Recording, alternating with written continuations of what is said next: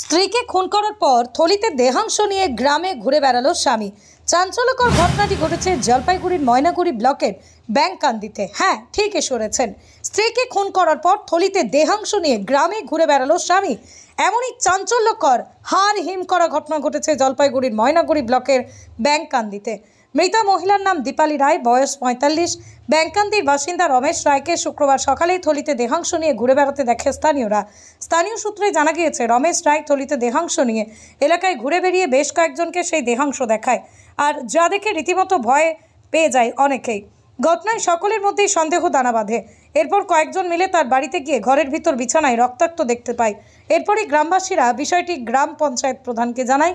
খবর চাওয়ার হতেই ভিড় জমায় প্রচুর মানুষ। ঘটনাস্থলে আসে গ্রাম পঞ্চায়েত প্রধান। খবর দেওয়া হয় ময়নাগুড়ি থানায়। খবর পেয়ে ঘটনাস্থলে পৌঁছয় ময়নাগুড়ি থানার পুলিশ। বাড়ি থেকেই রমেশ রায়ের স্ত্রী দীপালি রায় দেহ উদ্ধার করে পুলিশ। স্থানীয়দের দাবি, তার স্বামী রমেশ রায় মানসিক ভারসাম্যহীন। রমেশ রায় ইতিমধ্যেই গ্রেপ্তার করে জিজ্ঞাসাবাদ করেছে পুলিশ তাকে। ঘটনায় রীতিমতো চাঞ্চল্যের সৃষ্টি হয়েছে গোটা এলাকায়। পুলিশ সূত্রে খবর, ইতিমধ্যেই মৃতদেহ ময়নাতদন্তের জন্য নিয়ে যাওয়া হয়েছে, পাশাপাশি ঘটনার তদন্ত শুরু করা হয়েছে।